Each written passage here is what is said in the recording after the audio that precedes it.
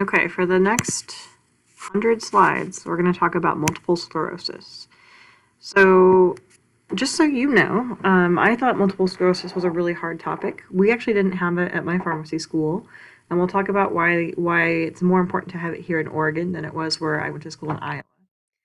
Um, it's actually a fairly common disease for being called a rare disorder. And I didn't really learn about it in school, and I also find topics that have to do with the brain or topics that have to do with immunologic therapy. I find those kind of difficult, and so this wasn't really an area of interest for me. I got to know somebody who has multiple sclerosis, and then I got it myself. So now I actually know a lot about multiple sclerosis, and then it was nice for me to be able to teach this to you all because then it really gave me a chance to learn more. So these are my 5 learning objectives. They're pretty big. The first one is just understanding the different types of multiple sclerosis and being able to explain that potentially to a patient. The second one is to provide appropriate counseling for the disease-modifying therapies for this clinically isolated syndrome and then all the other types of MS. Within multiple sclerosis, we don't just have types, we also have acute and chronic exacerbations. So for acute exacerbations, you need to be able to recognize them and then provide appropriate counseling on the pharmacotherapy for those issues. And then there's lots of common comorbidities and common complications associated with MS. So we're going to focus a lot on those and the pharmacotherapy used for them. So MS stands for multiple sclerosis again, is an autoimmune disease. The actual particulars of what's going on is crazy difficult. So I've mostly used the dumbed down version of this because honestly, I can't even explain exactly what's going on.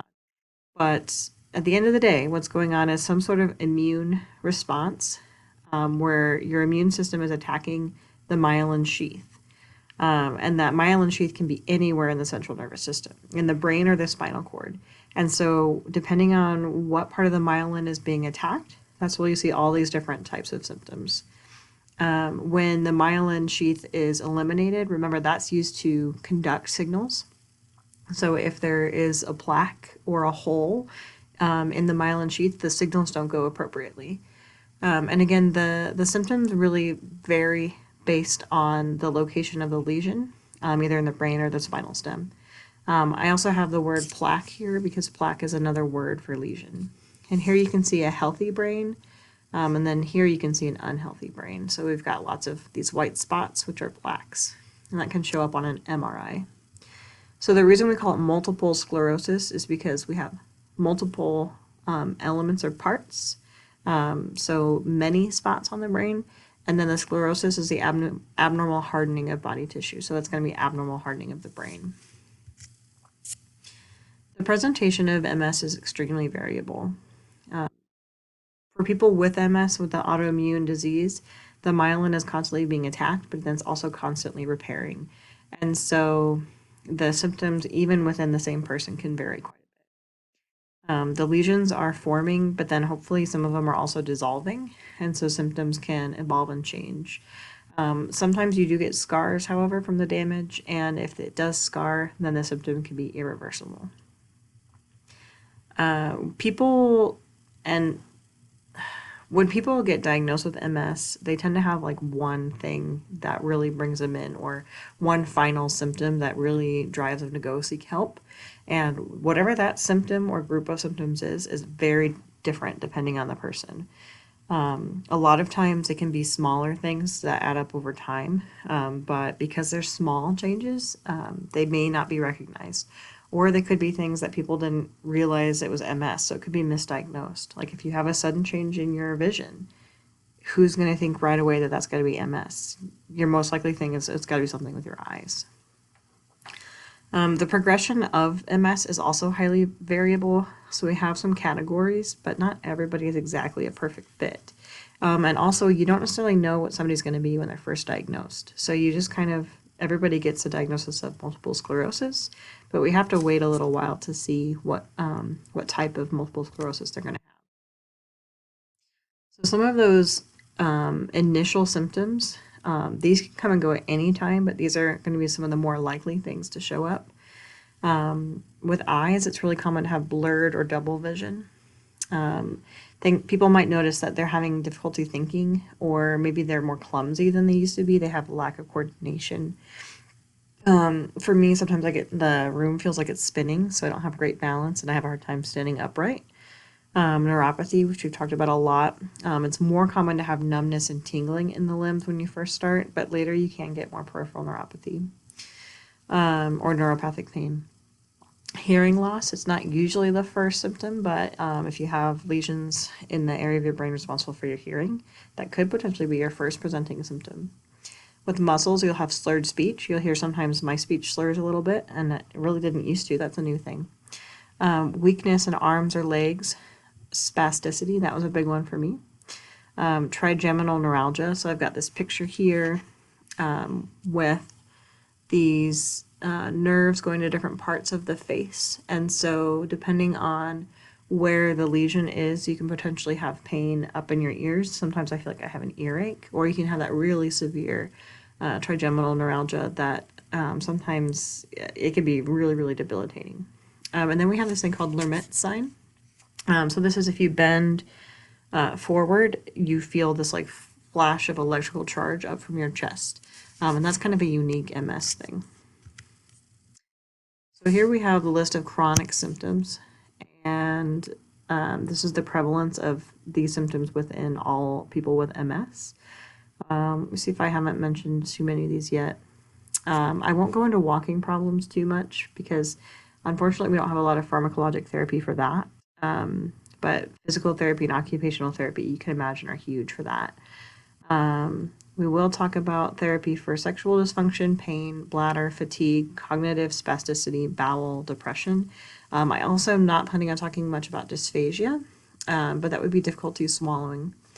So that could definitely affect somebody's ability to take oral medications. I mentioned earlier that MS is really pretty common for a rare disease. So in the United States, 1 in 200 women have it. And then maybe even a little bit more than 2 to 1, the ratio, a lot more women have it than men. I think a lot of times it's more like 70%, so a little bit more than 2 to 1. But unfortunately for men, generally when they get multiple sclerosis, they tend to get more severe progression than women. It is most common in Scandinavian ancestry, and I know I am German and Swedish, so female German and Swedish, I guess I had good chances. Here you can see kind of a map of where MS is found globally, and so I don't think we have a lot of data for these red spots, but we think it's probably high risk. And then here you can see high risk, this is going to be close to the Scandinavian areas, also Britain, and then northern US and Canada. And the reason why it gets higher when you go further north, and then again when you go further south, is because it is found to have a greater prevalence the further you get from the equator. And I think maybe that has to do with vitamin D. I will say when I got diagnosed, my vitamin D was 13. Normal is more than 30, so it was very, very low. 13 is very low. There is potentially a link to urbanization, so as more people are moving to cities, it's becoming a little bit more prevalent. And then genetics account for about 30% of the disease, so you can pass on the risk to children. So now we're going to talk through our first learning objective, and you can see these 4 pictures here. We'll come back to them again, but our 4 types of MS, once you're officially diagnosed with MS, are relapsing remitting, secondary progressive, which is related to relapsing remitting, primary progressive, and progressive relapsing. We also have this thing called clinically isolated syndrome. And so this is really going back to MS is kind of hard to diagnose, and we'll get into this some more. But clinically isolated syndrome is a term that we use to describe the first demyelinating neurologic event, and it's kind of a pre-MS. So if you think of like pre-diabetes, not everybody with pre-diabetes is going to get diabetes. The same with this. Not everybody with clinically isolated syndrome is going to end up with MS, but it's a lot more likely. let's see. If you do have some symptoms that are MS-like, and they find that there's a lesion on an MRI, that ultimate diagnosis of multiple sclerosis is a lot more likely.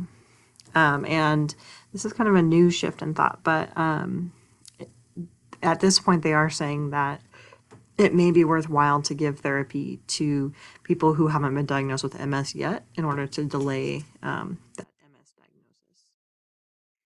Relapsing remitting MS. This is the type that you want to get if you have MS.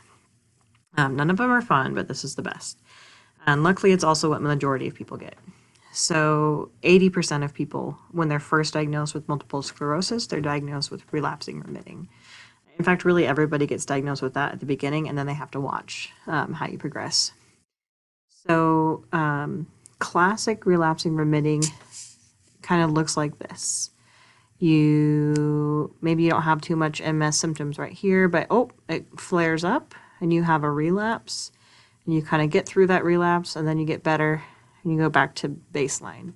Or here, sometimes you can get a little bit of remission, but not quite back to baseline, but still it's much better. So this is obviously a better course than this, because here they got all the way better and here they didn't. So the hallmark of relapsing remitting is sometimes you're very sick with MS, and then other times you're fine, or at least more fine. Usually when new symptoms come on, it's because there's a new lesion forming in the brain. So more myelin is breaking down than is being replaced. And generally people with relapsing remitting MS, their recovery is very good early on, and then it might kind of get less and less good as it progresses. We're hoping that now with better therapies, more people will stay as relapsing remitting and won't go on to some of these other types. Primary progressive. So this is about 15% of patients are first diagnosed with primary progressive MS. People with primary progressive, they never really have true acute exacerbations. So when we talk about acute exacerbations, people with this type of MS, they're never going to get treated for it because they won't have one. But unfortunately, they also don't have remission. So they just kind of steadily get worse and worse. And it might be slow, or it could be quick. So I said that men a lot of times are more severe. So for them, it might be a primary progressive where it really accelerates quickly. And then for women, it might just be slow, like, over 40, 50 years. However, people with primary progressive tend to have a worse diagnosis because, again, they're not recovering like you would in relapsing remitting. But here's an example of it could go where you have progression, but then you kind of sit the same for a while. And then here's an example of somebody who just keeps progressing constantly.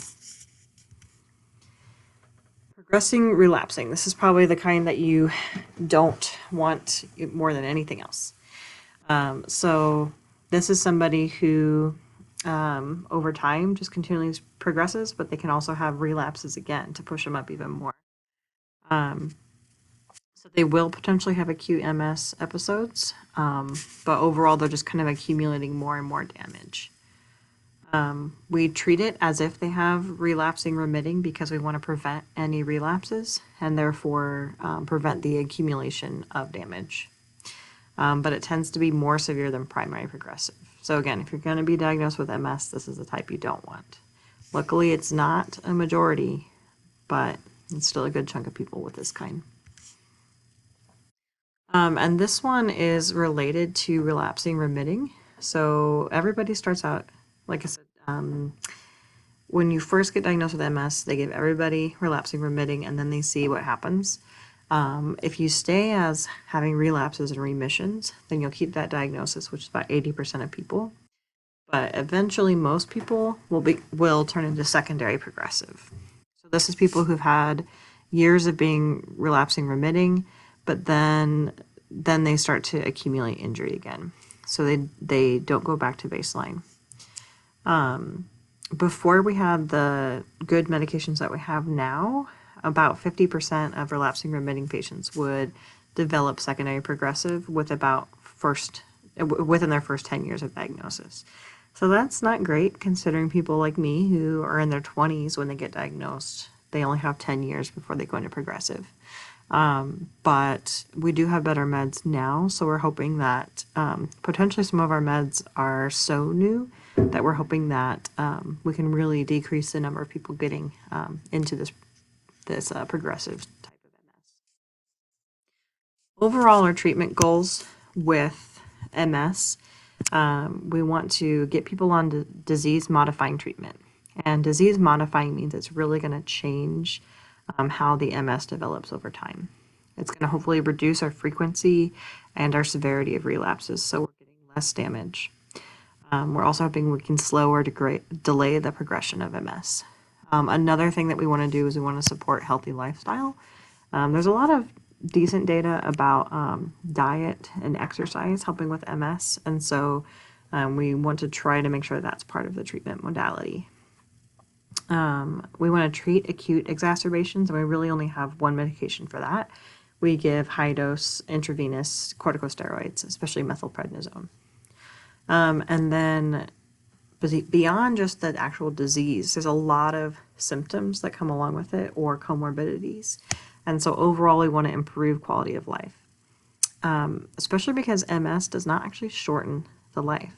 So people live just as long as everybody else who have MS. So the damage that accumulates over time, it's not going to decrease their length of life. So we really want to focus on improving quality of life.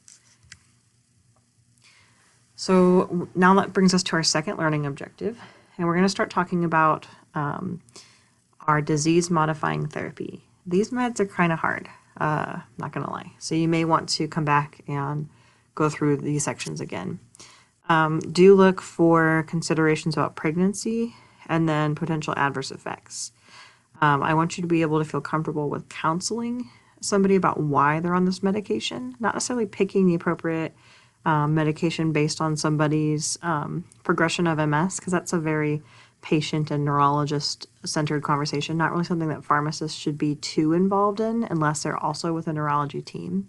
But it is very important that pharmacists are supporting adherence, and so making sure we communicate the purpose of these meds, and then also are really looking for adverse effects and pregnancy considerations. And then last but not least, really quickly, we're going to talk about some vaccination recommendations. So there's a lot of barriers to disease-modifying therapy. We know that if we start disease-modifying therapy as quickly as we can, and we encourage good adherence, we know that patients do better. But there's a lot of barriers. Some of the barriers to getting it started right away, it takes a while to diagnose MS. We'll talk about that. A lot of times there's kind of a grieving period when people are getting this lifelong diagnosis. So you can have some issues with adjustment disorders or denial, thinking that maybe there's some other way they can get over it without having to start a medication for it. Because starting that medication is admitting that something's wrong. A lot of the medications are injectable, and so there's definitely some fear there. Most of the medications are very expensive, and so there's definitely a distrust of big pharma. And looking on a lot of MS websites and support groups, a lot of people post negative stuff about the meds, and so that kind of furthers that distrust of big pharma. And then there's also a genuine fear of adverse events. A lot of these meds have some pretty serious side effects. And so because people are generally starting them in early MS, they may not be willing to risk this current adverse effect versus this long-term effect of MS. Also barriers to adherence. So once they've started it, what things could keep them from being adherent? Again, the adverse effects, they're pretty gnarly. It's very expensive. People who do go into remission, sometimes they can feel like they've been cured, but we'll talk about how sometimes maybe it's okay to stop therapy, but the overall recommendation is to go ahead and continue disease-modifying therapies even in long remissions. I mentioned some of the anecdotal stories from others on websites. There'll be people who say, I don't take my meds and I've been so healthy for 60 years. There's a lot of that online. And then there's also a lot of MS patients that get really upset about other people saying things like that because it makes them feel like, well, they're guilty for doing something wrong. And then getting treatment, if you're somebody who's not very mobile or you have cognitive impairment because of this neurological disease, it can make it pretty difficult to obtain treatment. Some of them you have to go pick up regularly, you have to store in the refrigerator, you have to inject yourself, or you have to go make appointments where you have to be gone for a whole day. So there's a lot of things that can make it difficult for people if they don't have a great support system. One of the reasons why it's hard to start medications right away is because just diagnosing MS can take a while. So with misdiagnoses, there's just so many weird symptoms associated with MS that it really takes somebody who knows about MS to put it all together to figure out, oh, this is what's going on. A lot of the symptoms with MS, like I mentioned a little bit about like tingling or maybe clumsiness. I mean, there's so many things that could be causing that. Slurred speech, again, maybe they just feel like they're tired. So there's so many symptoms that the patient just may not realize are MS. And so they're not going to get diagnosed as quickly because they're not going to go to somebody for help. It really does take a referral to neurology to get diagnosed. There's a lot of pieces they have to put together, and they also have to rule out other conditions. Some of the procedures to get diagnosed can be invasive. MRIs are pretty intense. I was really scared for my first one, but now I'm fine. And then also lumbar puncture, I was terrified for that. And it also takes a while to schedule both those things. Both the MRI and the lumbar puncture, I think, took me at least a month to get seen. And then finally, patient anxiety. So if they're reading about the things that could be wrong with them when they're looking up these symptoms, which I was doing, trying to figure out what was wrong, it's possible that they could be reading about all the stuff that could be wrong and purposely avoid going to get help because they don't want, again, to acknowledge the fact that there might be a problem. This is a look at kind of what an MRI might look like. So they can do an MRI without dye, and that's kind of like this top one here. Nothing lights up, but you can see this hole, an old lesion. And also when you see an MRI, it's a whole big series of images. So this is just one slice of the brain, and there's going to be tons of these slices. But then they use this dye, this contrast agent, and it picks up if there's new lesions. Basically, it bonds to the processes going in the brain when there's a new lesion, and so it'll make it light up. And so with MS, if they see both dark and light, then they know it's been going on for a while. If they only see dark or they only see light, they don't know if it's been going on for a while. Maybe it's just a one-time incident. So a one-time incident would be more like clinically isolated, whereas if it's both old and new, then they know it's more likely to be MS. Again, because the lesions are coming and being repaired. This is a picture of somebody getting a lumbar puncture. So yeah, I just went in. I was terrified for a couple weeks knowing I was going to have this puncture, but it really wasn't that bad. I don't think I laid on my side. I think I was laying on my front. And then I was just talking to the doctor who was performing the lumbar puncture. And they just put a needle in and pull up some of your CSF. And what they're doing that for is to test for this. There's maybe a few things like IgG and some other proteins, but the big one is this oligoclonal bands. And this is basically like pieces of the myelin sheath that have dropped off into the CSF. And if this is positive, if it's positive for oligoclonal bands, then the patient very likely has MS. Some people are negative though, and they can still have MS. There is one potentially bad thing with lumbar puncture. Sometimes people get really bad headaches afterwards.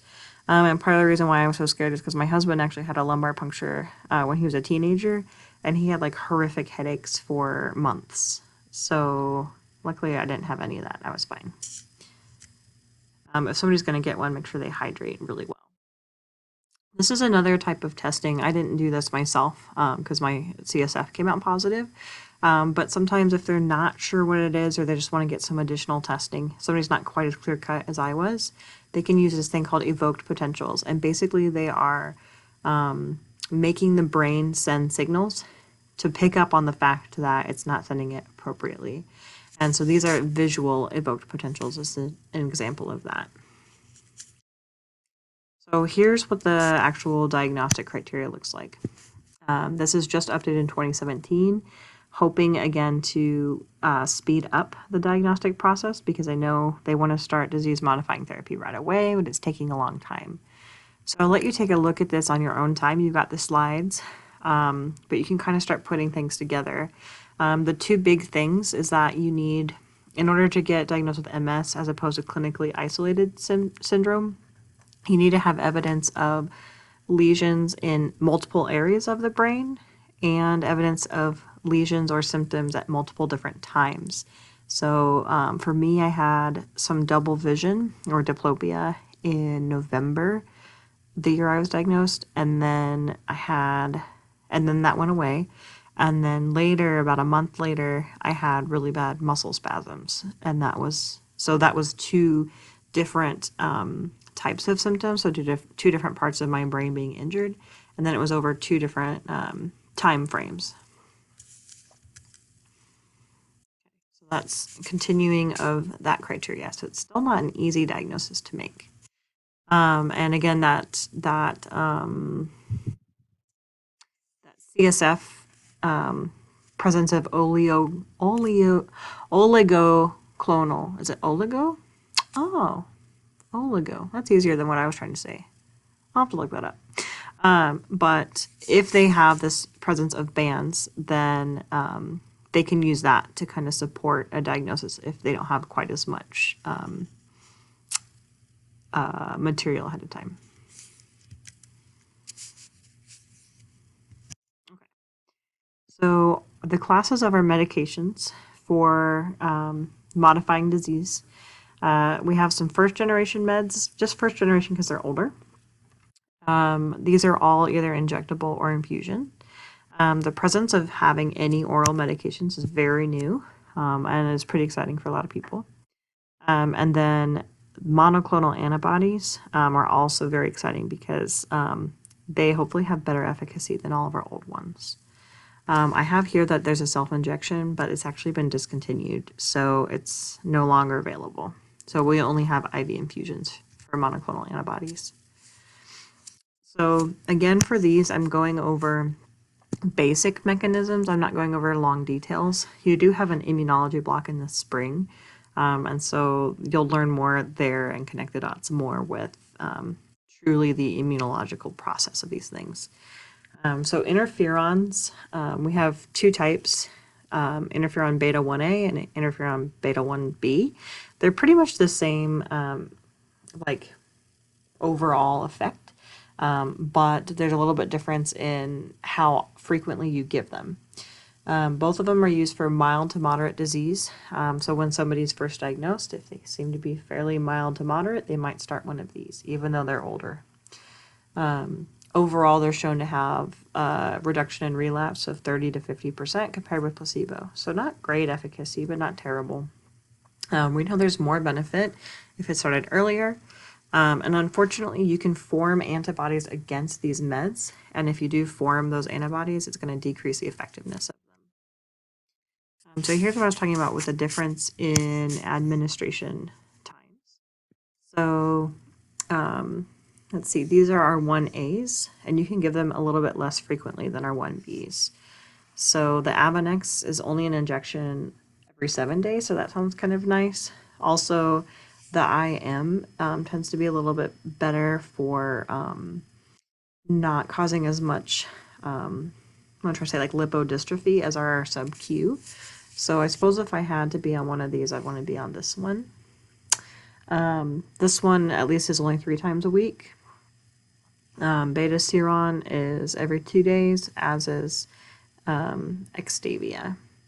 All of these, if you are dispensing any of these, it's probably going to be out of a specialty pharmacy. They're probably going to be, for the most part, too expensive to dispense out of a regular one, but you may see it sometimes. So make sure that you open up the package insert and talk about how to administer the medication if it's their first time. And also definitely look for storage considerations if it needs to be in the refrigerator. Okay, counseling for these agents.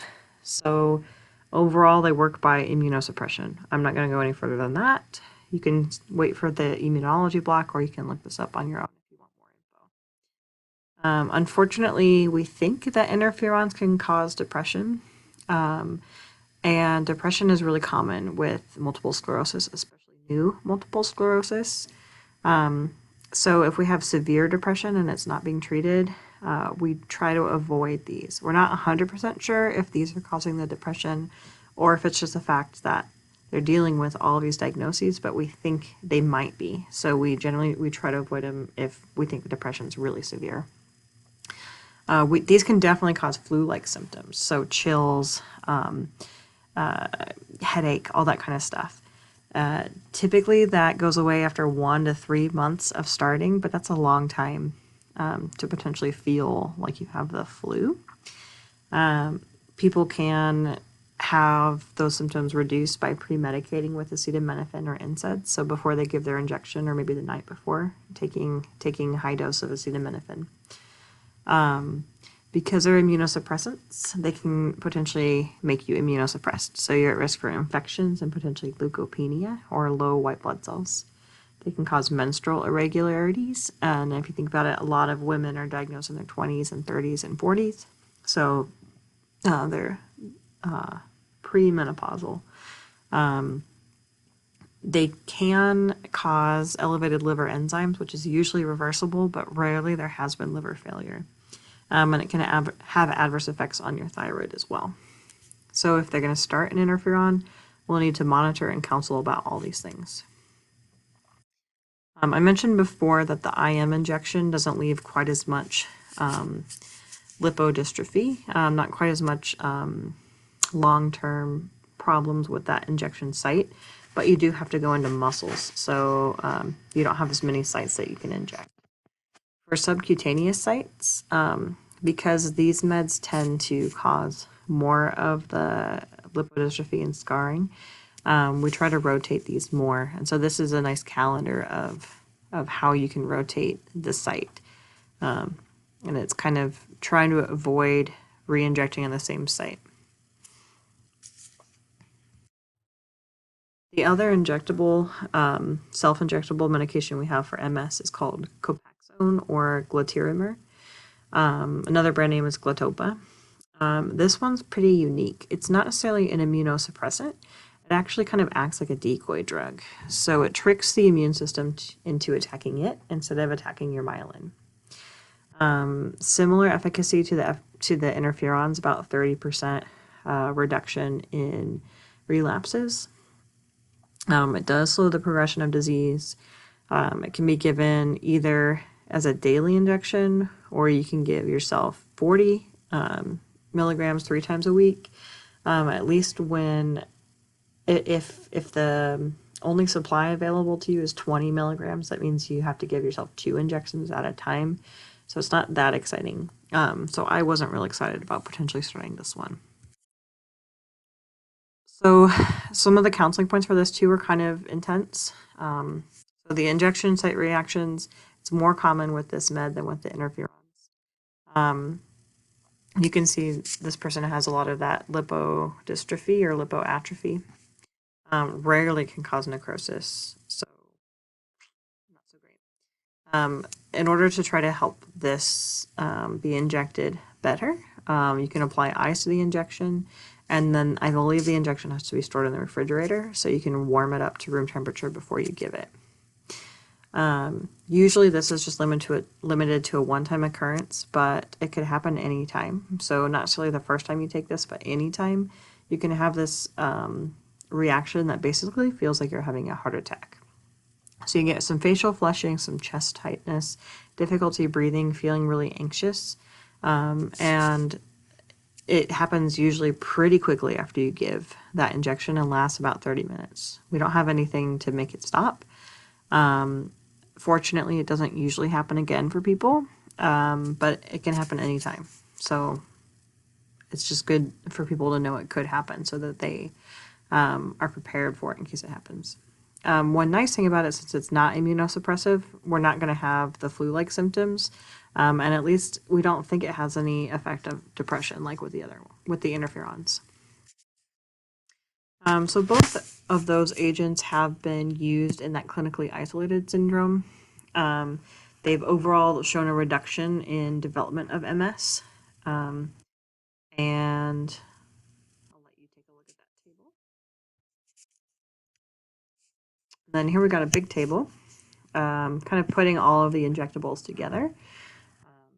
So again, you've got your beta. Gosh, what are they called? They're called interferons. There we go. Interferon betas in orange, and then your Copaxone in green. Monitoring parameters are there for you. So yeah, just a nice summary slide. We have this other thing. I don't think we use it very much, but it's a first generation med, mitoxantrone. It's an infusion. It's very high pregnancy risk. It also has a lifetime max dose because its adverse effects are so bad. So we reserve it for only if nothing else works. We've tried everything else. It can cause bone marrow suppression, neutropenia. It can cause acute myeloid leukemia, cardiotoxicity, significant vomiting and diarrhea, and alopecia. So all good reasons to not give it very often. These are our oral therapies that are second generation. We have 3 right now.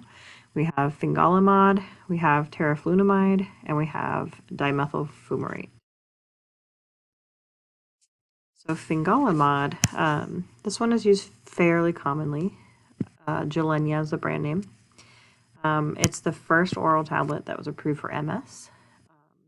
The nice thing about these is you use them as monotherapy, so you're not necessarily giving an injection. You can use it right off the bat if you want to. Basically, it's making the lymphocytes stay in the lymph nodes instead of hopefully attacking your myelin sheath. Pretty good number of people are remaining relapse free, so probably a little bit more effective than our first generation agents. It has a pretty long half life, and so the effects of it can persist for up to 2 months after stopping. So this one, all of our oral agents, even though you'd think they might have less effects because they're oral versus injectable, they really don't. They have a lot of adverse effects. So fingolimod, when people first take it, a lot of times you get bradycardia. And that has resulted in a REMS program. And luckily, when people get this bradycardia, they generally return to normal in 8 to 10 hours, sometimes as much as a day. And then after that first dose, they don't tend to have bradycardia again. So for monitoring, we're just going to monitor for that issue. We'll need to get an EKG even. And then we'd have to avoid this medication if people already have cardiac abnormalities like bradycardia or heart block. If somebody goes 14 days without treatment, we've got to start this process again because we're going to have to monitor them again for first dose bradycardia. Fingolimod has some other specific counseling points that aren't necessarily true for other meds. So it shouldn't be used if they've had a relapse within 30 days, or if they've had corticosteroids within 30 days, or if they've had an immunization within 30 days. So it's thought that immunizations can potentially stimulate the immune system. So you don't want to use this when basically things are unstable. They do know that this one has maybe a higher risk of infection, and there are some concerns for cancers with this. So when I'm thinking through which options do I want to start, I'm so young, I don't want to worry about cancers. So this one's maybe not high on my radar. It could potentially cause macular edema, and so diabetic people are at high risk for macular edema, so we generally have excluded them from trials. Let's see. And because of that macular edema issue, we have to monitor for vision. CBC makes sense because of infections. And then it can also have, again, bad effects on the liver. So we have to monitor for that. Tecfidera. So this can potentially be used for things other than MS as well. but fumarate ester, we believe it has some neuroprotective and effects, and also change how our immune system works. It's another monotherapy agent. It's again useful for those who want to avoid injectables. It does reduce exacerbations and need for rescue steroid therapy. It doesn't, however, have as much evidence for improving disability. So fingolimod has a little bit better data for that. This one is fairly well tolerated, but it does have a risk for PML. We'll talk about what PML is. So we have to monitor CBC. It can, again, mess with the LFTs. This one uniquely can cause flushing and rash, and it can cause a lot of GI upset. Okay, teriflunomide. I would just categorize this by saying, once again, it's an immunosuppressant. This one's targeting T and B cells. This one's usually second line, but it could be first line. Similar efficacy to interferons and gluteramine, so maybe not as great of efficacy as the other two agents. This one has a lot of adverse effects. So some more hepatotoxicity, and this one is teratogenic. So the other ones are mostly pregnancy category B, but this one is known to cause fetal harm. So if anybody has been on this, they need to be on birth control, and if they get pregnant within 2 years of using it, they should hopefully join this pregnancy registry. And even men taking it, if their partner want to become pregnant, it's recommended that they use some cholestyramine to wash out this med from their blood. This one could potentially activate tuberculosis, so they need to have a negative TB test before they start. And it can cause hair loss. So again, even though our oral medications are nice because you don't have to inject them, they're not without side effects. Okay. So now you're probably seeing a theme here. We are understanding more about why patients might be non-adherent. These meds are pretty nasty. Here we're going to go through some of our newer agents, our monoclonal antibodies. All of these are infusions because I mentioned the self-injection one's been pulled off the market. So these can be considered first line. They were kind of intended to be second line, like if somebody's failed an initial therapy. But if the patient and the prescriber prefer, they can go right to this. And that's actually what I asked my neurologist to do. I said, is there a way we could skip the injections and just go to the infusion? And he said, yeah, that's fine. It's also potentially if the presentation is really severe. So I don't think my presentation was necessarily that severe, but 2 years later, I'm kind of glad I'm on the stronger stuff. We have one monoclonal antibody that may have use in our progressive diseases. So PPMS, remember, is primary progressive, and SPMS is secondary progressive. None of the other meds that we've talked about have any evidence of efficacy in those disease states, which is a downer. But now we have one that actually does have some evidence, so that's good. These infusions, they have to be scheduled in advance, so that can be an issue with adherence, but they are less frequent than self-injections.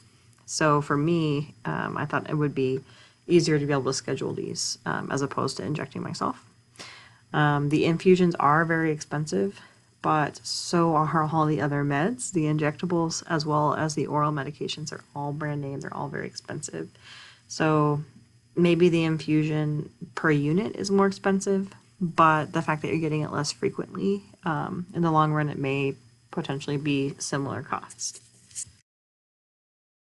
Overall counseling with our monoclonal antibodies, because these are definitely immunosuppressants, we've got to test for TB and Hep B prior to initiating them.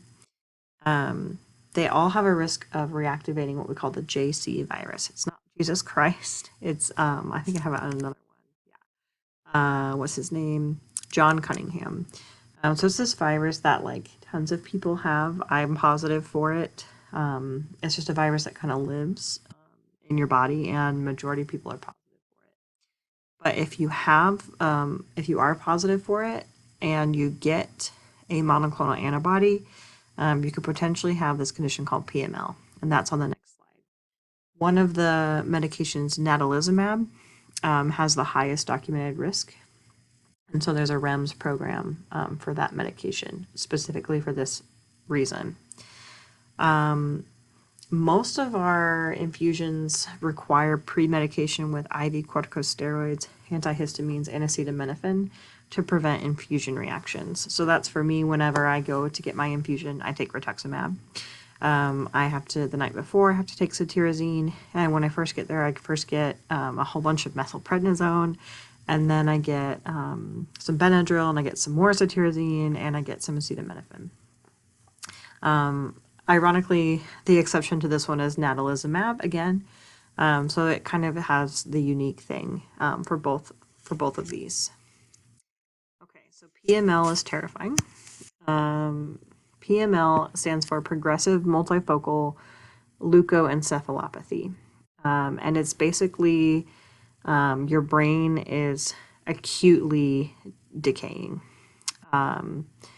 These lesions appear, and you have demyelination of all of the brain, causing loss of coordination and weakness, and for most people, death. It's usually fatal.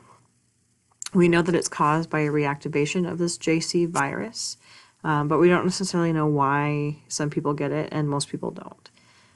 We know that people who are on monoclonal antibodies, they're more likely to get it if they've been on for longer than 24 months.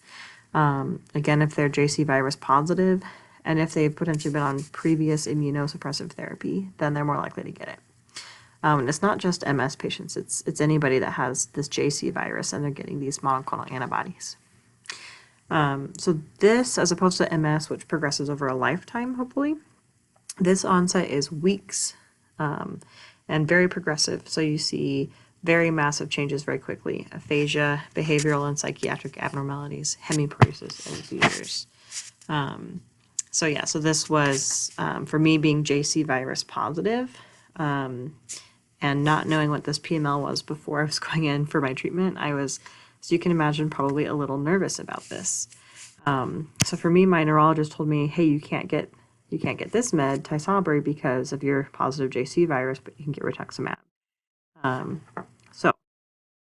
This one is FDA approved for MS. It has better efficacy than our self-injectables, and it's given once a month. So you do have to go in to get the infusion, but luckily this is a pretty quick one, just over an hour.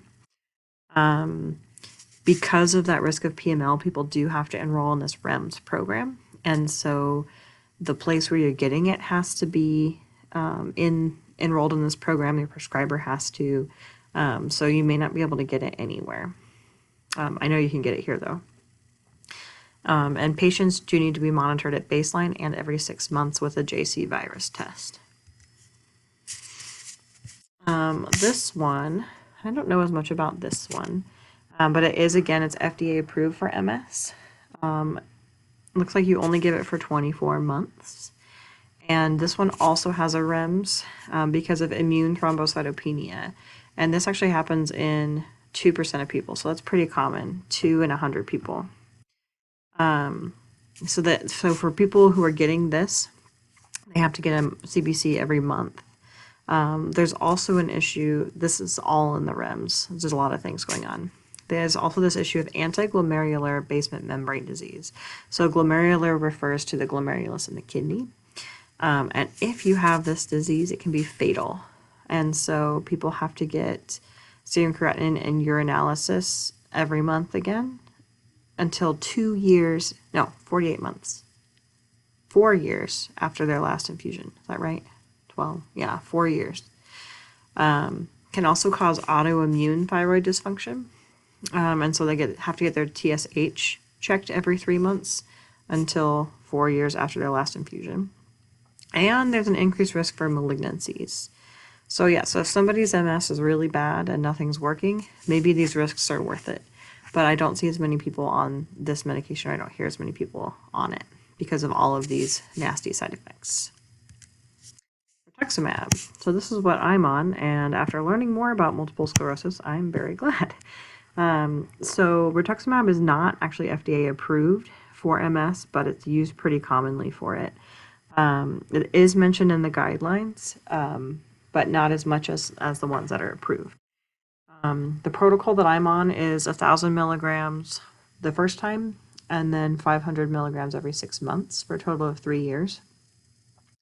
After that, some people will go down to 500 milligrams once a year for 3 years and then potentially stop. It's still a fairly new treatment, so I'm not sure if the protocol is going to change. But that is a fairly common protocol for using rituximab. And it usually is that higher dose at the beginning, and then you kind of back off. For all of these infusions, the immunosuppression associated with giving it lasts like longer even than when they get their next infusion. So this immunosuppression is lasting for a long time. The reason why I get this over Tysabri, which is the natalizumab, is because there's less of a risk for PML.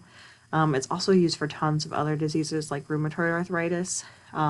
It overall has a much better safety profile than natalizumab or this other one, alemtuzumab or Lemtrada, because there's no REMS with it.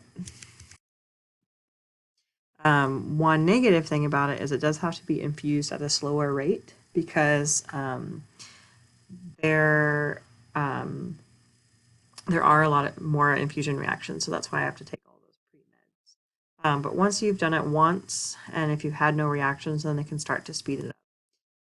This does, however, even though I'm getting it a little bit faster, it totally knocks me out, so I always miss definitely a day of work for when I have to get this, usually the next day and maybe the day after that as well. And this one's very promising. This is one that lots of us are excited about, is ocrelizumab or Ocrevus.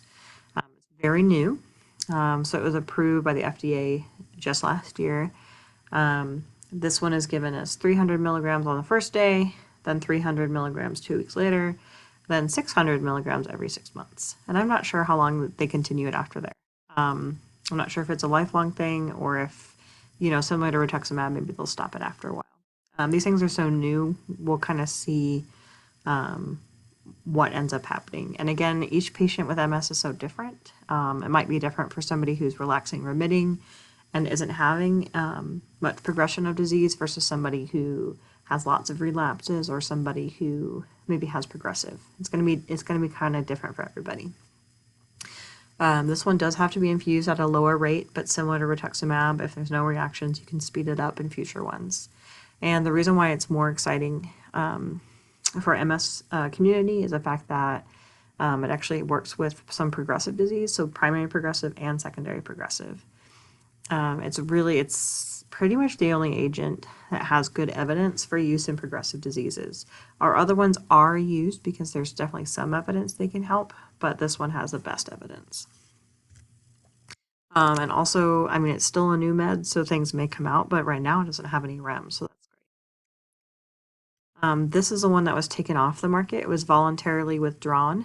So it was a monoclonal antibody that you could inject or I don't know if you could inject it yourself, but it was at least an injection as opposed to an infusion. So that was kind of nice. But it was withdrawn. It did have a REMS, but even with the REMS, they decided it wasn't safe enough because it caused inflammatory brain disorders. I don't know much beyond that.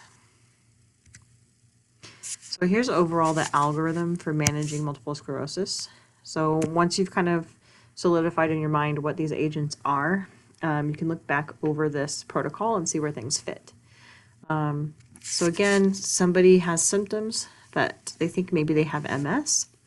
If it's not MS, figure out what it is. And it's not necessarily a great thing because at least MS is a nice chronic disease. There's some other scarier acute diseases that you don't want.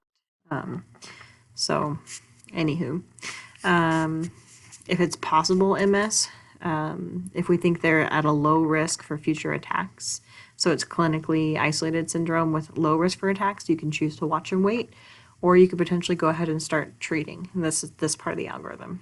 And then we have relaxing remitting and primary progressive. Again, I don't think we always know at diagnosis which one is which, Generally, people are diagnosed with this, and then you see how their progression goes. Here it says that there's no FDA-approved prescription drug for primary progressive, except now we do have ocrelizumab. I can't. Looks like this is here, but you could. That is an option there.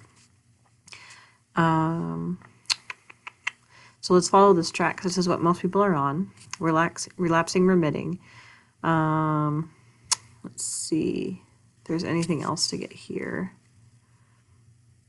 Okay, this is just saying that they're having multiple MRI lesions and or relapses, so relapsing, remitting. We can consider pretty much any of the agents. Here it says maybe look at the things other than the infusions, but then we need to check the JCV status before we would consider any of our monoclonal antibody infusions. And then if it's severe disease at onset, they're saying go ahead and consider monoclonal antibody. If you went on one of these first generation or our oral second generations, then you would want to see how they do. If they do well, clinically means their symptoms seem decent, not too many relapses, not too much progression, and they don't have too many new lesions, continue the med. If they seem to be progressing, so more symptoms, newer symptoms, or more evidence of radiological disease, if they're JC negative, go ahead and use one of these infusions. If they're JC positive, maybe try another one of these first generation agents that are okay with JC virus, which I think it's got all of our oral meds, but there was one that could cause PML. Let's go back and see which one that was.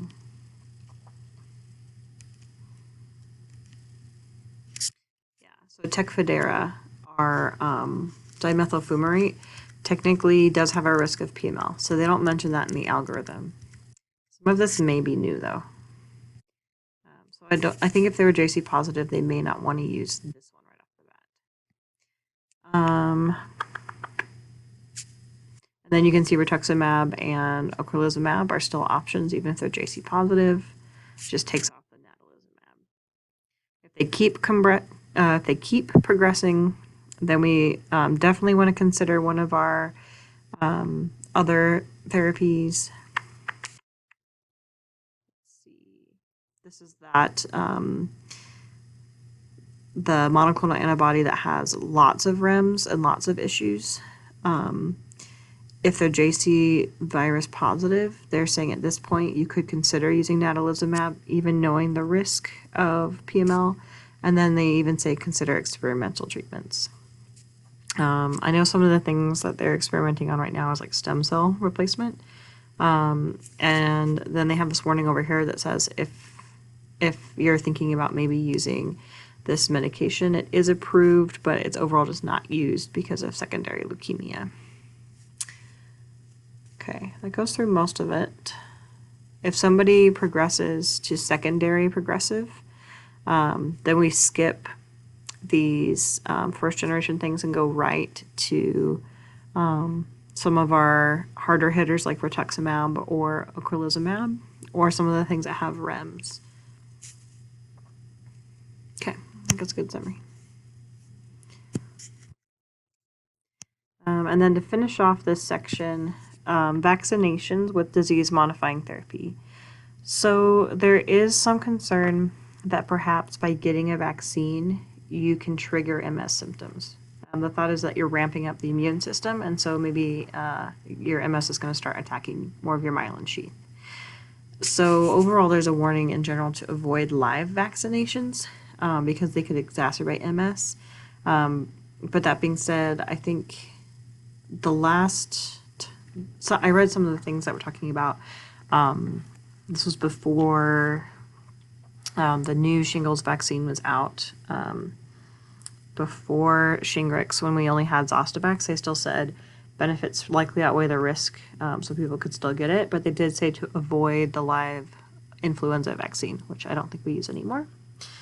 Luckily, most vaccines show very low evidence for causing exacerbations for MS. I don't know as much about the travel medicine ones, so people might have to look more into those, like typhoid or yellow fever, things like that. I'm not sure what those could do. But overall, if you have an infection, you're at a higher risk for exacerbation. So if you're kind of giving yourself a mini infection, it makes sense that you'd have potentially an exacerbation. But overall, it's probably better to not get the disease that you're vaccinating for. So I think it's still, the benefits are going to outweigh the risks. And then note that a lot of our medications were immunocompromising. I think everything was except for Copaxone or Glatiramer. But so vaccines may not work as well. But since they're all immunosuppressive, you're at higher risk for infections. So even though the vaccine may not work as well for you, it's still good to get the annual influenza vaccine. And then I definitely asked my team to get, my pneumonia vaccines prior to my first infusion. That wasn't necessarily on their radar. So it's not something that's like always routinely done, but I think it makes sense to do it because you are going to be immunocompromised. So I think I got whichever one you're supposed to get first. I think it's Prevnar. So I think I got that, but I haven't gotten my Pneumovax yet. Okay. So now I want to look at the guideline and some particular highlights from it. This is one from the American Academy of Neurology. There's also going to be really strong guidelines from Britain and from those Scandinavian countries because that's where it's most common. So one thing to make sure we know, or we counsel people on as well, is that disease-modifying therapies do not treat MS symptoms. So they are meant to reduce the progression, but they're not going to treat the current symptoms. And I'm going to post the guideline for you, and I encourage you to go in and either read that document or read all of these items more carefully as well. The PharmD can assist with monitoring and adherence. So that's why I'm kind of looking at this for more of a counseling aspect as opposed to you picking which one the patient should get or try next.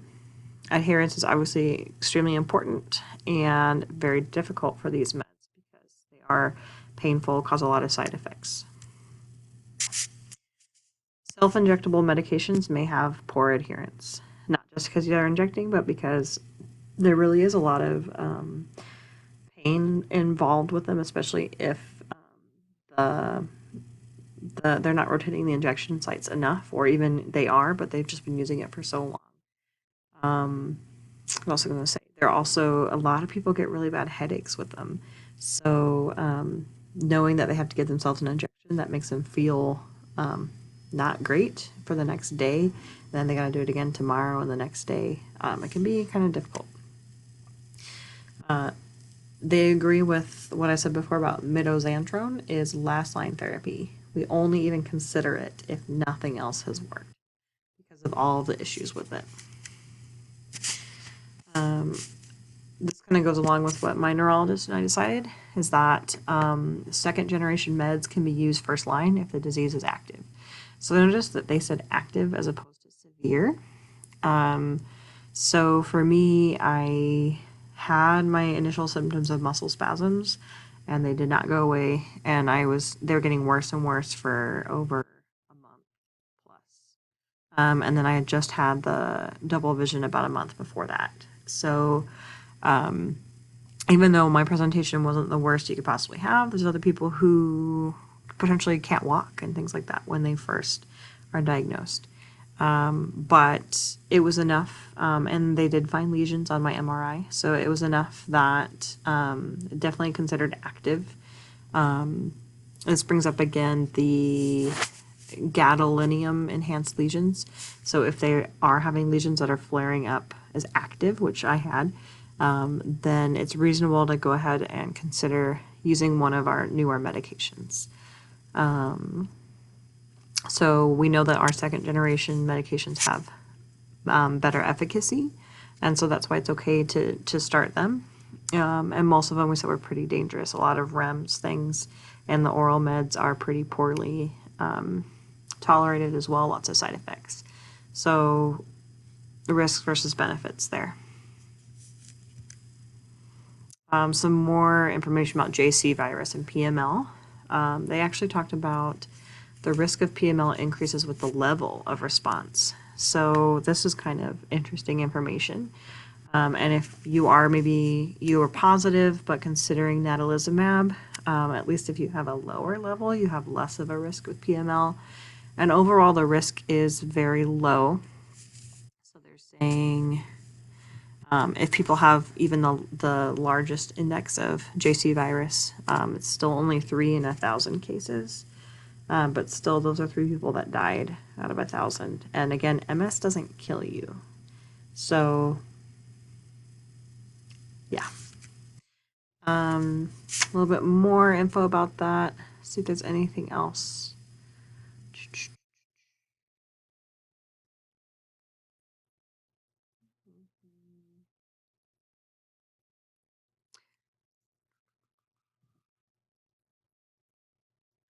Okay, this is saying again that there can be rarely some reports of PML with, okay, 2 of our orals, fingolimod and dimethyl fumarate. So yeah, so if somebody's JC positive, there is a risk of PML with these as well, not just our infusions. People who've had PML who are HIV negative and using rituximab, but for conditions other than MS, okay.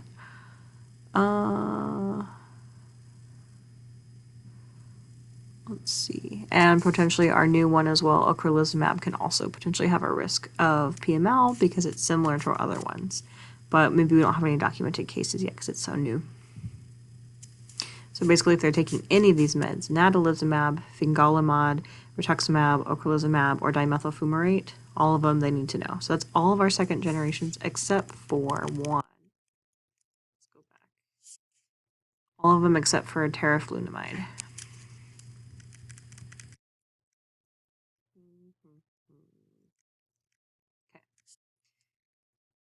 This is again supporting the fact that ocrelizumab has the best evidence for efficacy in PPMS and primary progressive MS.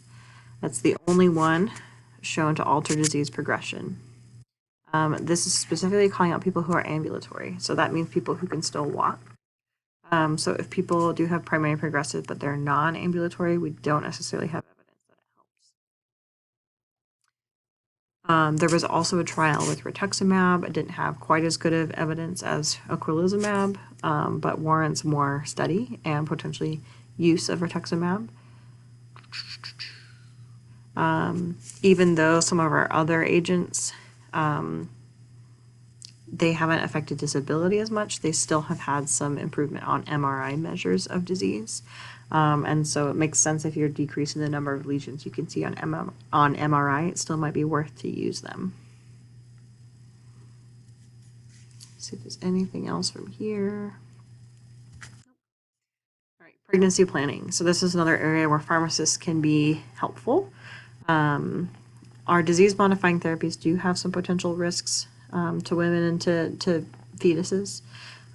We talked about the one that we mostly just avoid in pregnancy. So pregnancy is kind of interesting with MS. So when you're pregnant, especially in the 3rd trimester, it can actually be protective. So we know that somehow the hormones within that process are actually neuroprotective. But then right after you give birth, a lot of people have a really bad exacerbation. So we not only potentially pull people off of disease-modifying therapy when they're pregnant, we also might want to get them back on disease-modifying therapy very quickly after they've given birth. And here's actually the info about that. I will let you read that on your own. Anything else? If they do get pregnant while they've been on disease-modifying therapy, talk with a clinician. So pharmacists don't recommend this, but do recommend that they talk with their neurology team about whether or not they should continue disease-modifying therapy. This is talking about, the next 3 are talking about should you stop disease-modifying therapy? And it makes sense that we'd want to think about it because they all have such bad side effects. But we don't have any randomized controlled trials of people stopping disease-modifying therapy. Overall, if people are stable, they have relapsing, remitting, and maybe they haven't had any relapses for a long time. Some people are lucky and they have some symptoms and then they go years or sometimes really long time, sometimes the rest of their lives without having much of a relapse. And so for people like them, it may make sense that they might want to go off of a medication. So basically, the American Academy of Neurology is saying they don't really know for sure what's going to happen, but overall, they would recommend that people stay on therapy to try to reduce any future relapses or progression of disease. All right. Secondary progressive. So again, these are people who've had relapsing remitting, but now it's gone to become secondary progressive. It's saying that people do benefit from continuing disease-modifying therapy. This is important because if a what am I trying to say? If a health system is trying to determine a formulary and trying to decide risks versus benefits, this is the Academy saying that there is benefit to continuing. So go ahead and do continue disease-modifying therapy for people in secondary progressive MS, especially if they are still ambulatory. Let's see if there's anything else. This is saying that people with secondary progressive MS potentially could still have some relapses. And so again, this is trying to prevent relapses. If they're not having relapses, so that means they're not having times where they have great change. Maybe they have, again, slow progression, but no big changes. Then it's reasonable that they could discontinue disease-modifying therapy. Or if their MS is so progressed that they're not ambulatory and they haven't been for at least 2 years, it's also reasonable to discontinue disease-modifying therapy.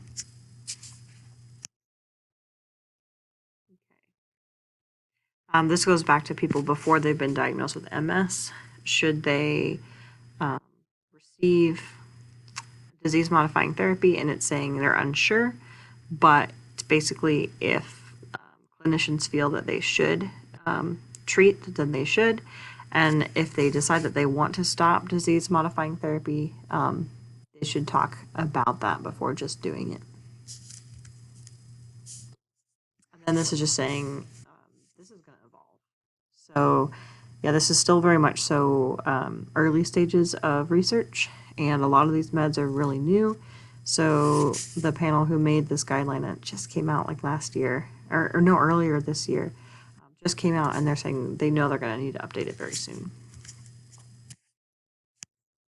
All right, so now on to acute exacerbations. So only people with an some sort of relapsing type of MS are going to have acute exacerbations. But basically the treatment for it is one thing, it's corticosteroids. So a relapse can be referred to as exacerbation, flare, attack. It's an abrupt onset of new symptoms or a worsening of old symptoms.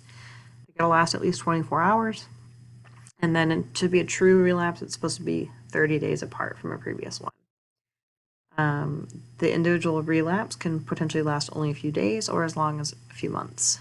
And again, it's a hallmark of relapsing remitting, and it's mostly absent once you get progressive, either primary progressive or secondary progressive. So those acute symptoms, they're similar to the ones like the initial symptoms. You look there. One of the things could be worsening of chronic symptoms like fatigue. It could be extreme fatigue, where normally you have some fatigue. And basically when you have acute symptoms, they can be triggered by things which are on the next slide, and we treat them with steroids. So here's some of the big triggers, things that MS patients try to avoid if possible. A big one is heat. So for me, I'm really sensitive to heat. If I'm in a room and it's hot, I feel like super nauseous, and my muscles can start getting kind of bad. So I also sleep with a cooler in my bed so that I don't get too hot. like a cooling pad. So, and I used to live in Arizona. It's a good thing I don't anymore, because before I had MS, I didn't have any issue with heat, and now I do. In fact, one time when I was first getting diagnosed, I took a hot shower because I used to do that all the time to make me feel better. And I felt like I was going to die. And I called the neurology line, and they're like, "You have MS, don't take hot showers." I didn't know that. So another good education piece. Infections. So if people get acutely ill, a lot of times that triggers an MS relapse. So they're not only sick with whatever the infection is, but now their chronic disease just got a lot worse. So maybe an infection could make you not be able to work for a while. Sleep deprivation and stress can make it acutely worse. Exertion. So hopefully if you exert yourself, it's not going to go to a full relapse. Hopefully you can just rest and kind of get over it before it turns into a true relapse. But if you do overexert yourself too much, you potentially could cause a whole relapse. And then I talked a little bit about this childbirth and postpartum. If you only have a small thing, so not a full relapse, we call that a pseudo exacerbation. And to treat an acute relapse, we use IV corticosteroids, methylprednisone. We give pretty high dose, so 500 to 1,000 milligrams, and it might be given multiple days, potentially up to 10 days. That'd be a long course. It's usually more like 3. Its overall is to reduce the symptoms. We don't think it makes any difference on disease progression, but we do that to dampen the inflammatory response. We need to recognize acute exacerbations really quickly because it's most effective to give these things to reverse symptoms within 2 weeks. The side effects are going to be similar as all corticosteroids, but since they're such high doses, you'll see more of it. If somebody needs a lot of corticosteroids, you might have some bone density changes, but it would be a lot of it. Generally, too, you check urine to see if there's any bacteria, because it could potentially take some of that and make it worse because it makes you immunosuppressed. That was a quick learning objective, IV corticosteroids. These next two won't be so cute or so quick, but won't be as long as our learning objective about disease-modifying therapies.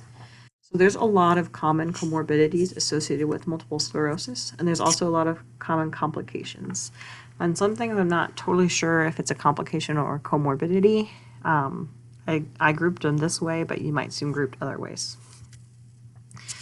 So I mentioned that vitamin D deficiency is associated with multiple sclerosis. And again, for me, it was really, really low. So I have been on high-dose vitamin D2 and then switched to high-dose vitamin D3 to try to get my vitamin D up here, 60 to 80.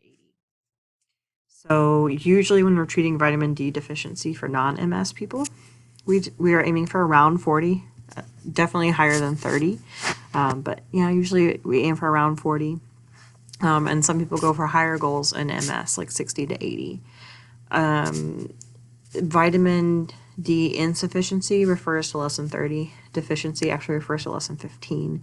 Not real important for this class. We'll talk about it more in osteoporosis. But overall, if somebody with MS has low vitamin D, we supplement at really high doses to get them up. And then generally they should continue vitamin D to keep this high level. Migraines. So migraines are more common for people that have MS than general population. We're not sure if that's because they're similar disease state. No idea. We know that interferons, when people take them, a lot of times it causes headaches. So that might be a reason why somebody might need to switch off of them.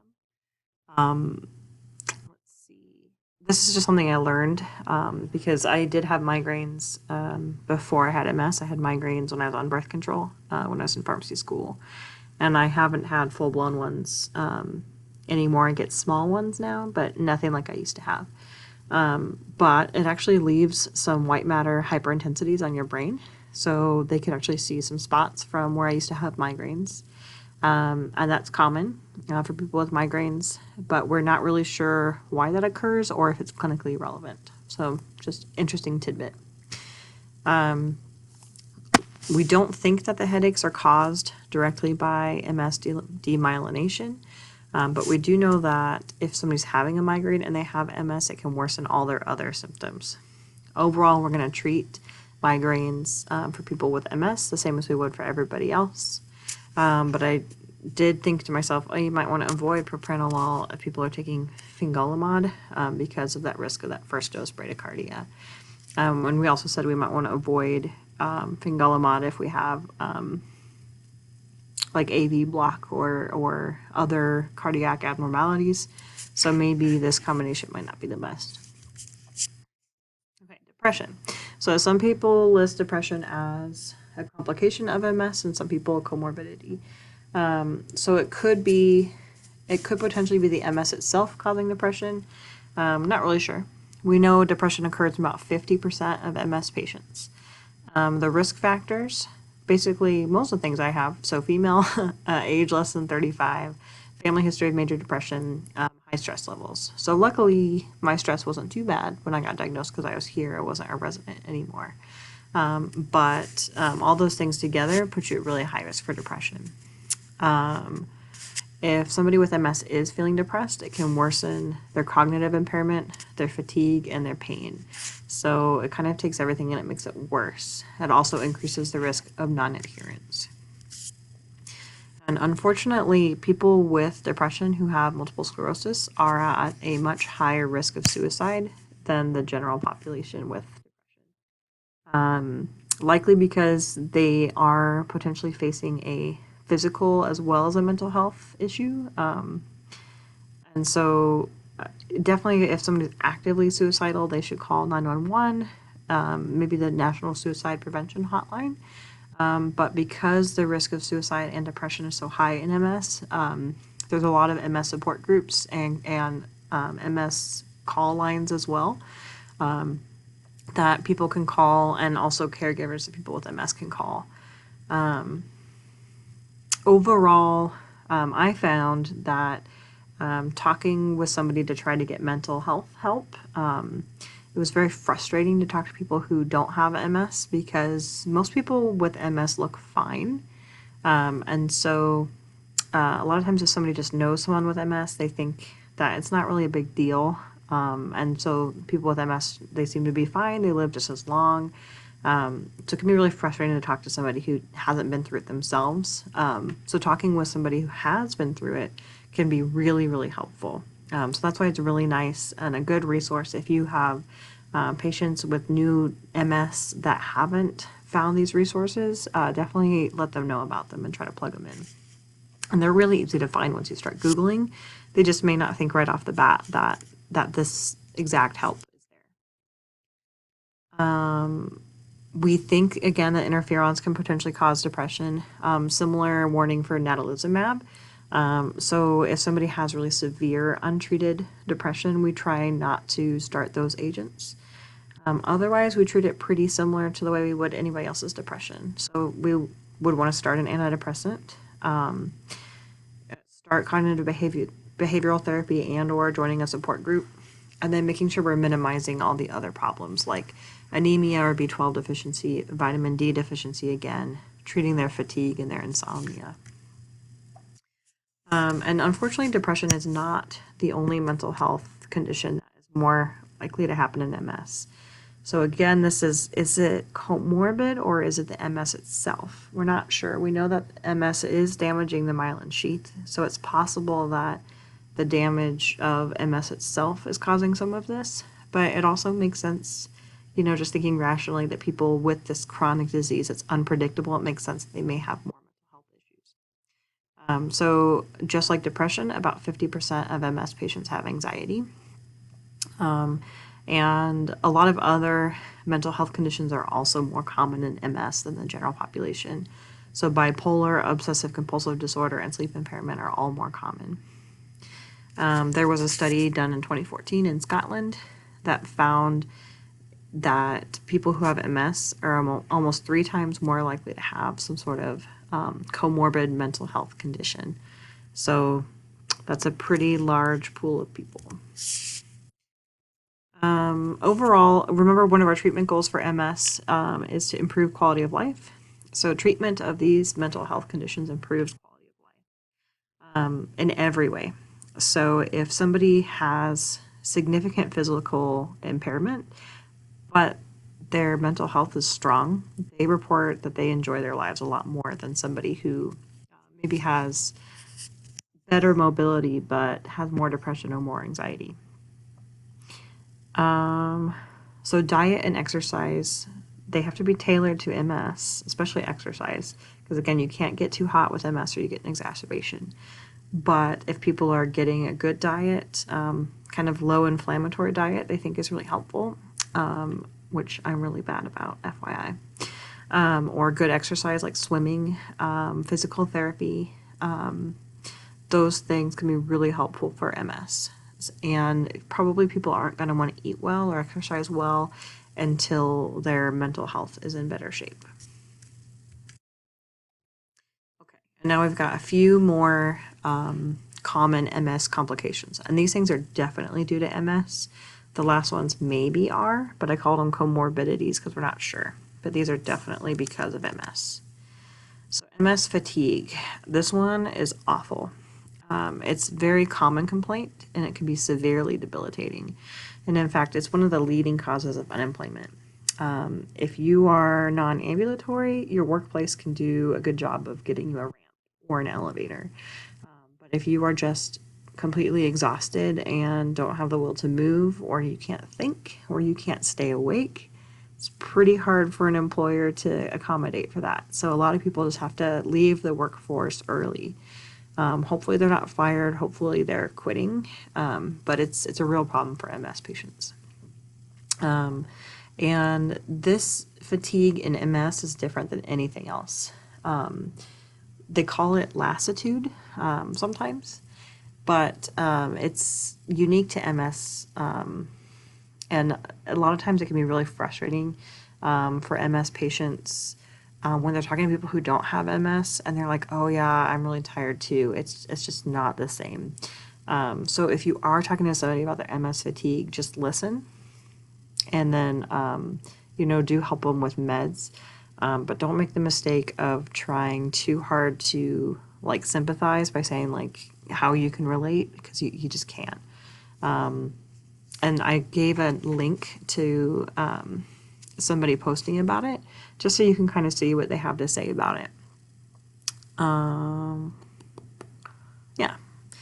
Some people, their fatigue is more physical, and some people, the fatigue is more mental. And some it's both. So the major goal of therapy here is retain employment if they're still working. Remember that most people, not everybody's as young as me, but a lot of people are as young as me or younger when they're diagnosed. And so that's a lot of years of employment. So that's a major goal. And then even if they're not employed, but fatigue is keeping them from going out, we also want to try to improve their quality of life. The medications that we can give for this, we have amantadine, which if you remember back from the Parkinson's lecture last block, it's an anti-Parkinson medication. Don't really know why it works for this, but it does. I take Ritalin or methylphenidate. It helps me tremendously. It went from being a real struggle to be able to work to it's just a total game changer for me. And these are all similar to this one, so they're all stimulants. At least for me, the nice thing about methylphenidate was I could have both short-acting and long-acting. I don't know if all of these are available in both short and long-acting forms. Okay. And then I mentioned that my big symptom was spasticity. And Dr. Zwicky talked about spasms and spasticity. So with MS, it's a little bit more spasticity, but it can be full spasms. The way it feels is like tightness. I actually feel it right here from talking. Like for me, the right side of my body is always very stiff. And sometimes I get spasms where I get like stuck in like weird positions like this, or it can be my arm or my leg. And I said that every MS patient is different. Every MS patient is different. So some people have spasms in different areas. I think the most common is in the legs, but again, it can happen anywhere. It just depends on where their lesion happens to be. And there's this thing called the MS hug. This is part of it. So you can feel like girdling around the abdomen, so something squeezing your abdomen. We'll get back to the MS hug later, but spasticity is part of it. Beyond pharmacotherapy, we also have physical therapy, and they can do some strengthening exercises, stretches, give you range of motion, and potentially massages, all to help with spasticity. But they all have to be tailored to the individual because everybody has different muscle groups that are affected. The treatments for spasticity, so I take baclofen for it, it helps a lot. Baclofen, we mentioned, isn't necessarily used for spasms, but is used for spasticity and very commonly used for multiple sclerosis spasticity. If somebody's been on it for a while, if they abruptly stop it, they think it can potentially cause seizure. They think that the use of it may actually make you more prone to seizure as well. And if somebody does abruptly stop it because they're taking it for spasticity, they can have a withdrawal effect. Should cause sedation and drowsiness. I don't notice it unless I'm having a really bad day and have to take a lot of it. Usually it's tailored to the needs of the patient. So if it's a day where they don't have a lot of spasticity, they might just take one. And if it's a day where they have a lot of spasticity, they'll probably take more. For most people, 40 to 80 is generally effective. Has to be taken a few times a day because the half-life isn't real long. But if higher oral doses are needed, likely at that point there's going to be too much sedation. So one nice thing is they have this thing called a intrathecal pump. Here's kind of an image of it. And it's delivered right into the spinal cord. Not into the spinal cord, but into the CSF. So it's going to go right to the source. It doesn't have to go through the bloodstream first. And so then you don't have all the systemic side effects that you have with oral meds. So the good thing is then you can have this great baclofen there all the time to really reduce spasticity. But the bad news is you have to get it surgically placed. There's risk for infection and post-surgical complications. Dr. Zwicky talked about tizanidine already. Remember, it's the one that's similar to clonidine. Again, you're monitoring for hypotension and potentially bradycardia. It's considered about as effective as baclofen. At least from what I've read, it's pretty much equal, but it's not available in the pump like baclofen is. If people do need this, they're supposed to increase by about 2 milligrams per day over 2 to 4 weeks, so a slow increase of it. Potentially, you can use a combination of baclofen and tizanidine, and then you can use potentially lower doses of each. And some other options are anticonvulsants, Lyrica and gabapentin. They're likely not as effective as baclofen or tizanidine, but maybe if those aren't tolerated or you need to combine something, they could be used. Benzodiazepines overall are not as effective as baclofen or tizanidine, but they're there if you need them. And then some people will use Botox injections, and then that can be effective for up to 3 months. Acupuncture for some people is very effective for spasticity, and it can be, I've also heard of it being quite effective for bladder spasticity. It can potentially help with some other conditions as well. There is a potential worry that acupuncture can stimulate the immune system, which that could potentially worsen multiple sclerosis. Overall, I would say if a patient does it and they feel better, they know their body best and they know how they feel. And this is another article again for you to read if you're interested to see some other opinions about it. I've never tried it myself, but I might. And this is somebody talking about the fact that it helps them quite a lot, but their insurance doesn't pay for it. And so just kind of talking through their thoughts about that. You'll see a lot of people with multiple sclerosis write blogs because a lot of them, again, have trouble ambulating or get sick of talking about it all the time. And so kind of an interesting thing for me or for other MS patients to read. One thing that we don't talk about a whole lot in this block, just because we are not dispensing cannabis in pharmacies usually, but there actually is a guideline from the American Academy of Neurology, and they specifically talk about complementary and alternative medicine. And here they talk about OCE stands for oral cannabis extract or cannabis pill. And they say actually has very strong evidence for reducing spasticity and can lessen pain due to spasticity. So not neuropathic pain, but pain due to spasticity. So that's actually a very strong recommendation, especially from an Academy of Neurologists, to use it. I believe they think it's the CBD versus the THC that is likely effective for pain and spasms. Then let's see. They were talking about some other things besides just spasticity. They say they probably don't reduce any tremor symptoms. They don't have enough evidence to say they help with bladder symptoms. And they don't think it helps, or they don't know for sure if it helps with neuropathic pain or nerve pain. Okay, so now let's talk about neuropathic pain. So the symptoms can be similar to anybody else with neuropathic pain. One of the weird things for me is it kind of comes and goes. I never really have any of the real pain, but sometimes I get pins and needles or tingling. Luckily, I haven't had too many issues with electric shock or aching. Maybe just a couple of these, but it's just for a second and goes away. I do have some issues with this. Sometimes it makes me feel like I have an earache, or right now I definitely feel some pain in my jaw.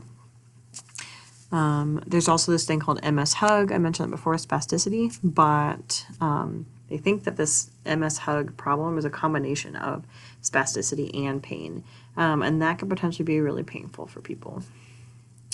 It makes them feel like they're like stuck in their body.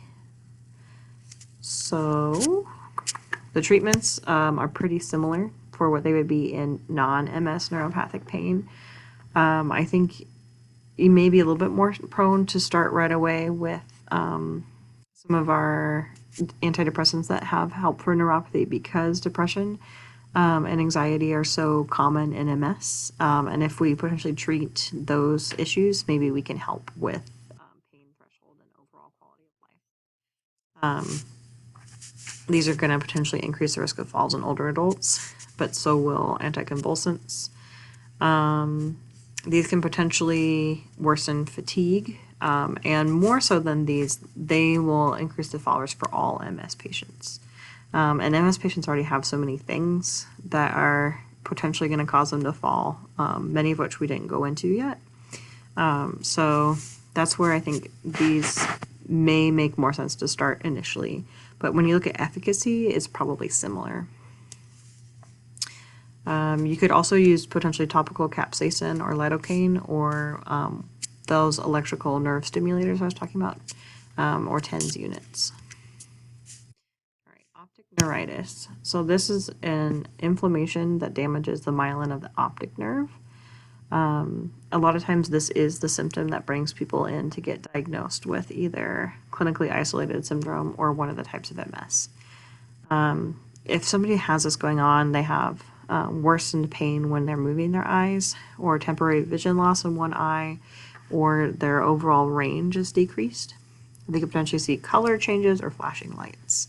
And the treatment for this is similar to an MS relapse. We basically want to stop it as soon as we can.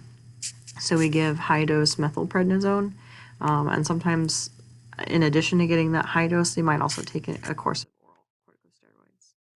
There are lots of potential vision problems with MS, because you can imagine anywhere in the brain that's messed up can result in injury or symptoms.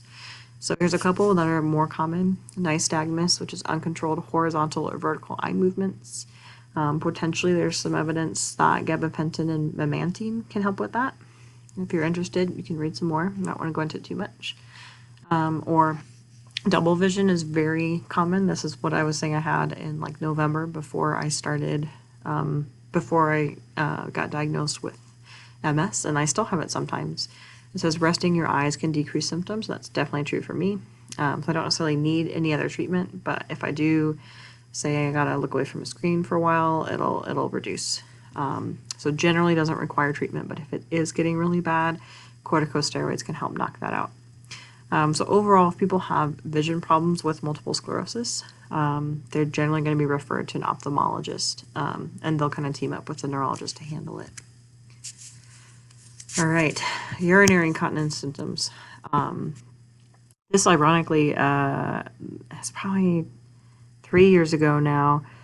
So Dr. Nuziali, at the time, was teaching the urinary incontinence lecture, and he's still teaching it, I believe, for you guys. And I was in the room, and we kind of had a joke about how I always had to pee all the time, and so I ran out of the room. This is, again, a year before I got diagnosed with MS.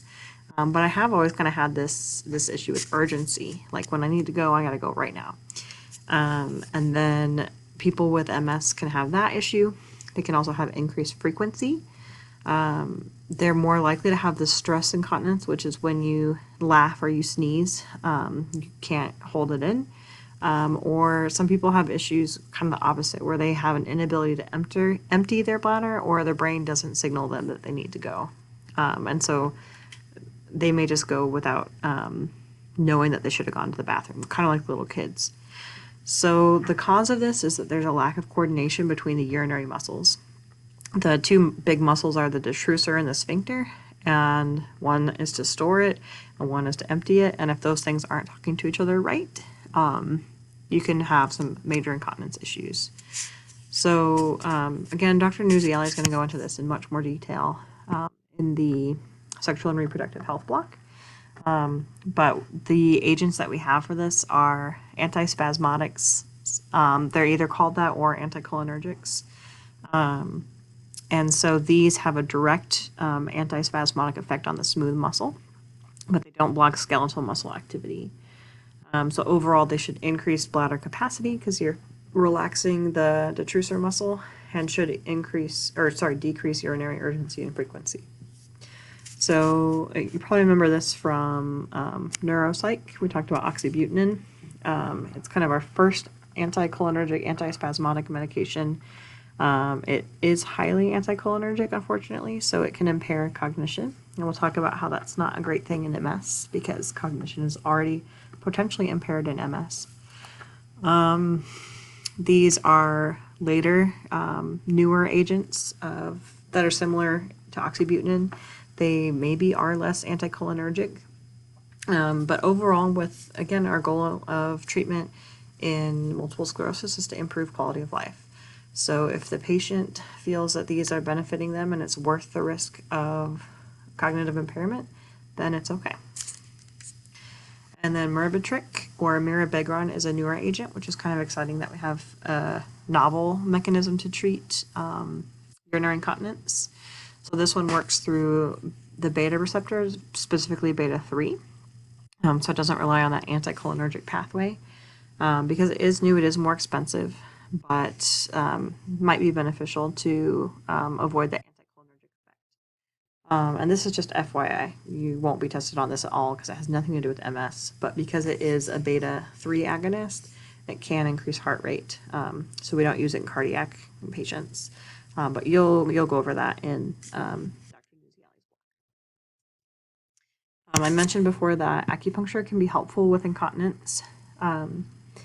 We also really need to ensure that patients are getting adequate hygiene. If you picture somebody who maybe doesn't have a lot of caregivers and has a hard time moving around, this could potentially be a dangerous situation for them. If they're left in a bed or in a chair, or if their clothes are wet, they have a risk for skin breakdown, which can cause ulcers and infections. So we really need to make sure that if people are ambulatory, they have potentially good incontinence products. And if somebody is non-ambulatory, that's where you might actually consider a catheter. So catheters come with their own infection risks. So I'm certainly not the person who says that everybody should get a catheter. But if the choice is between this or a non-ambulatory patient having to get up and out of their chair and use the bathroom, or having accidents in their chair, then maybe the catheter might outweigh, the benefits of that might outweigh the risks. Fecal incontinence. This is usually not as much of an issue with MS, but some people do have issues with constipation. A lot of times I think it could be because of the meds, but it could potentially be because of MS itself. Basically, use whatever you need to do to help the patient manage this. So treat it the same as you would any other constipation. If their incontinence issue is diarrhea, it has some of the same hygiene risks as with urinary incontinence. So similar thing about continence products, and treat that diarrhea just like you would with anybody else.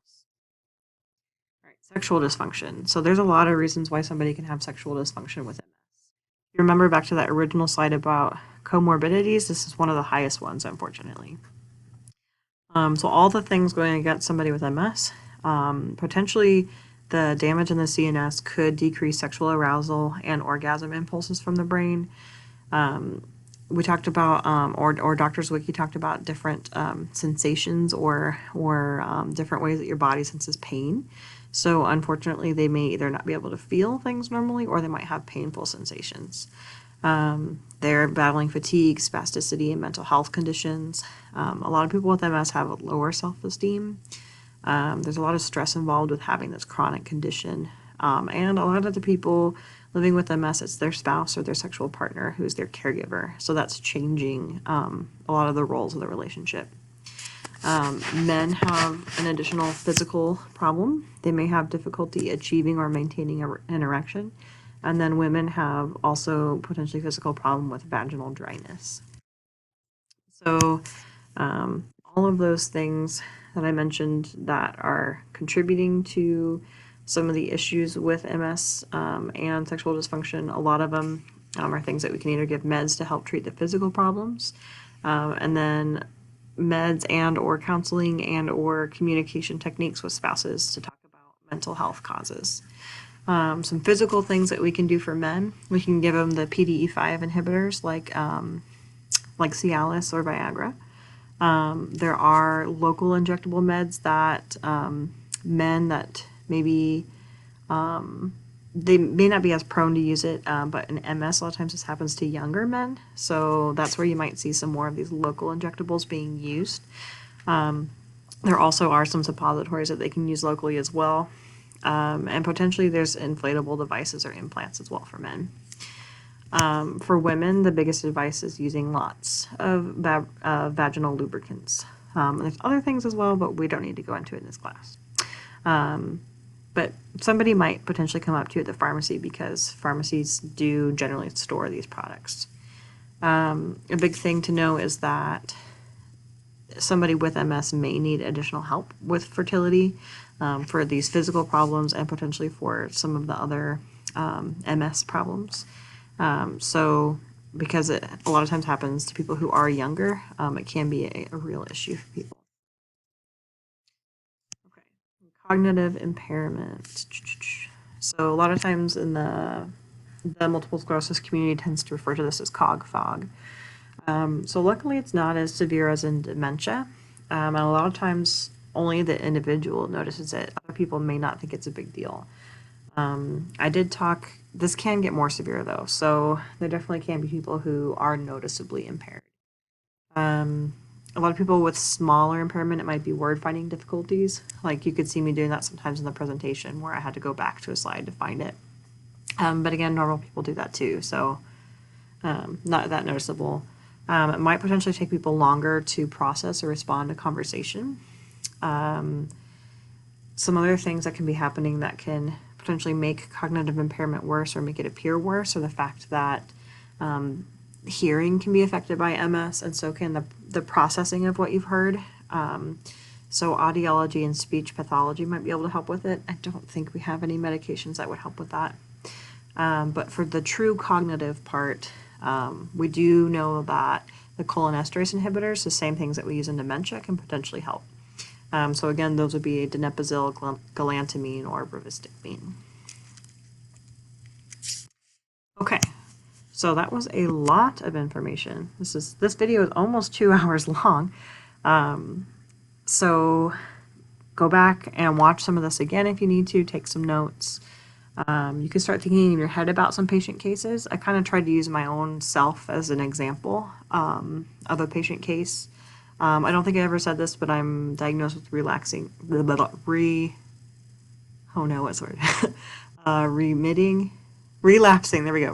remitting, multiple sclerosis. So that was kind of a good example of somebody who's newer to it but has a lot of symptoms. but we haven't talked about a lot of different types of people. So I've mentioned that some people can be ambulatory, people can be progressive, or in early stages. So I want to talk through some different life stages with MS and some patient cases on Monday. And then I think we can incorporate it pretty well within some comprehensive cases as well, because there were a lot of overlap in topics like neuropathic pain, and we saw some overlap of topics from Neuropsych 1 as well. So expect that. We'll get some more patient cases, get you hopefully feeling a little bit more comfortable with this, and I will see you all on Monday.